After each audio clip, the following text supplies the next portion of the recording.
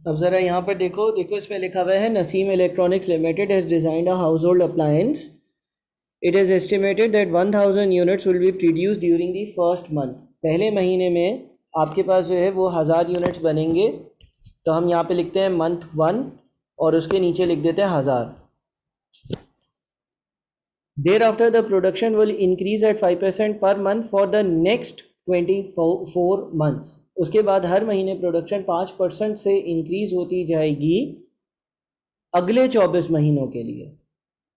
अगले 24 महीनों का मतलब हो गया मंथ नंबर 2, मंथ नंबर 3, कहाँ तक जाऊंगा? देखो नेक्स्ट 24 मंथ्स लिखा है, तो मंथ 25 तक जाएंगे ना. और हर बार 5% से बढ़ेगी, यानी कि मंथ नंबर 2 में कितनी होगी? 1000 का 5% 50 होता है, 1050 है ना. उसके बाद फिर मंथ नंबर 3 में कितनी होगी? 1050 का 5% लेकर 1050 में ऐड करेंगे. इसका मतलब ये बन रही है ज्योमेट्रिक प्रोग्रेशन. ज्योमेट्रिक प्रोग्रेशन में मल्टीप्लाई डिवाइड वाला काम होता था, है ना. और पिछली वैल्यू को आप किसी सर्टेन परसेंटेज से इंक्रीज करते थे तो अगली वैल्यू आती थी. तो ये ज्योमेट्रिक प्रोग्रेशन बन रही है पहले 25 महीनों में. और पहले 25 महीनों का ए यानी कि पहली टर्म जो है वो 1000 है. आर कैसे आता है? Second term divided by first term, कितना आएगा? 1.05. तो सम कैसे कैलकुलेट होता है? A r power n minus 1 divided by r minus 1, यानी कि 1000 मल्टीप्लाइड बाई 1.05 की power 25 minus 1 divided by 1.05 minus 1,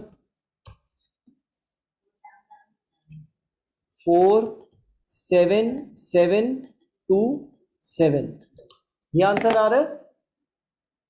check कर लो सब.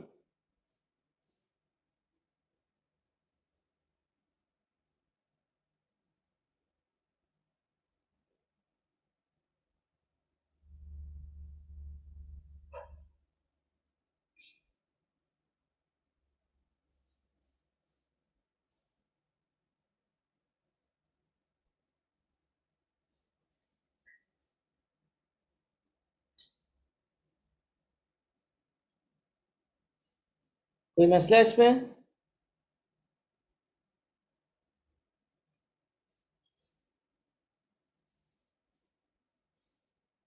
सही है.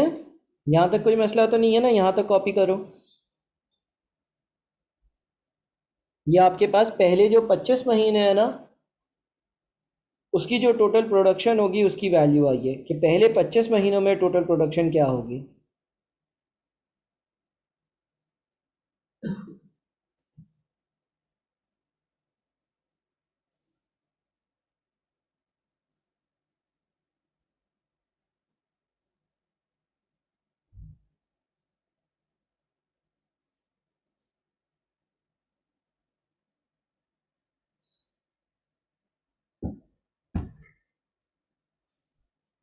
अच्छा मुझे बताओ, ये यहाँ पर 25वें महीने पे प्रोडक्शन कितनी आ रही है? 3225 आ रही है. कैसे ढूंढेंगे? टर्म वैल्यू वाले फॉर्मूले से ना. टर्म वाली वैल्यू वाला जो फॉर्मूला है, टर्म वैल्यू वाला जो फॉर्मूला है उससे हम ये ढूंढ सकते हैं. Term value 25 is equal to a r power n -1.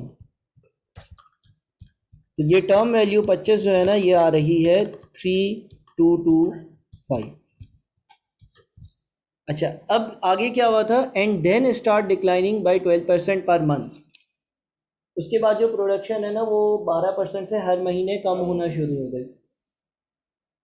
3225 जो है मंथ नंबर 26 में, इसको ज़रा 12% से कम करो.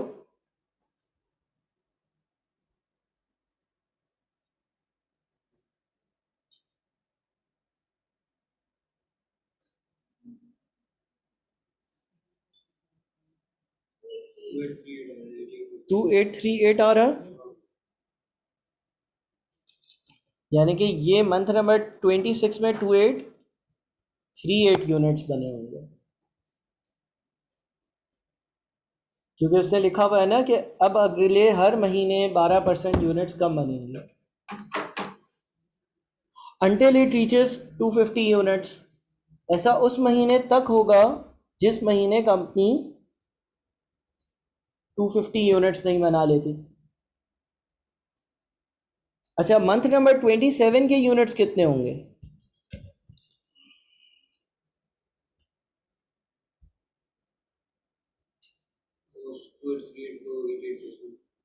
करो,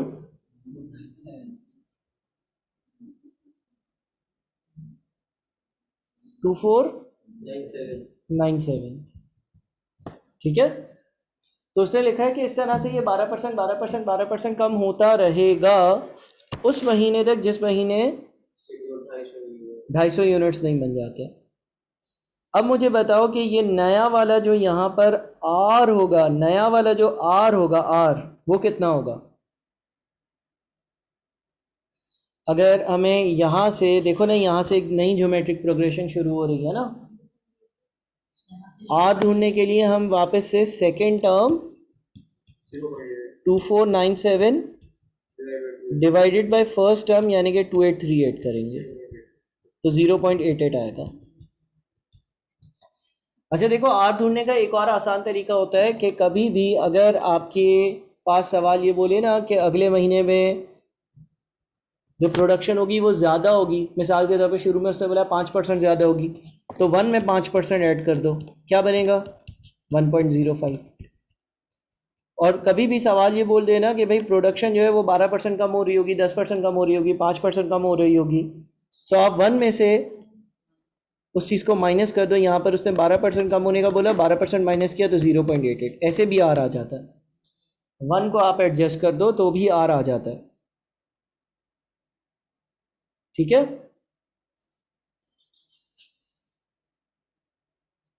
अच्छा जी, अब ये कौन सा महीना होगा जिस महीने में 250 यूनिट्स बने हैं, ये मालूम करने के लिए मैं टर्म वैल्यू वाला फॉर्मूला दोबारा से लगाता हूँ। Term value n is equal to a r power n minus 1। Term value की जगह लिखता हूँ 250, ए की जगह लिख देता हूँ 2838, आर मेरा 0.88 है और n माइनस 1 पावर में आ गया। अब n बताओ, n कितना आएगा? n आ रहा है 21, चेक करो सही से।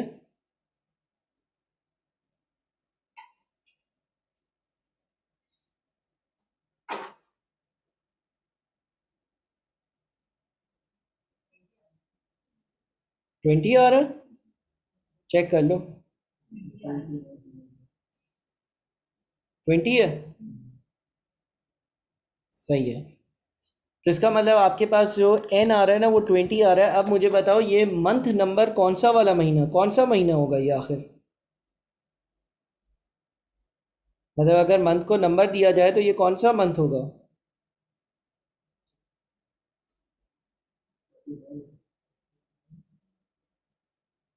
45 होगा, काउंट कर लो।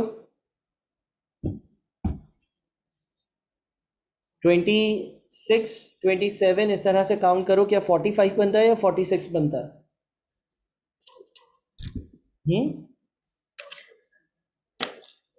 26 27 28 29 30 31 32 33 34 35 36 37 38 39 40 41 42 43 44 45, तो ये 45 बनेगा मेरे ख्याल में। अब ये जो यहाँ से यहाँ तक ये जितने भी महीने हैं इसमें कितनी प्रोडक्शन हुई है ये कैलकुलेट कर लेंगे।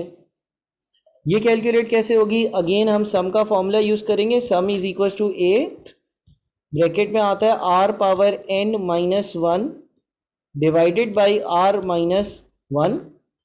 तो सम हो जाएगा ए यानी कि 2838 multiplied by r power n यानी कि 1.05 की पावर, सॉरी हाँ 0.88 होगा ना, 0.88 की पावर 20 माइनस 1/0.88 माइनस 1।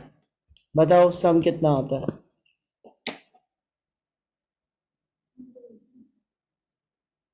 21815, 21815। अब उसने तो आपसे ये पूछा था कि भाई यहाँ से लेकर यहाँ तक जितने भी महीने हैं उसका टोटल अमाउंट बताओ। तो वो हमारे पास 47,727 प्लस 21,815, टोटल कितना बनता है? 69542। ये बन रहा है? इसको एक बार ज़रा आंसर से चेक कर लेते हैं, 1 मिनट। क्वेश्चन नंबर 11 है ना?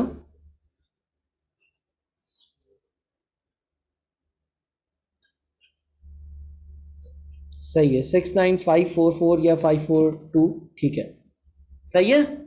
इसमें कोई मसला है इस सवाल में? अब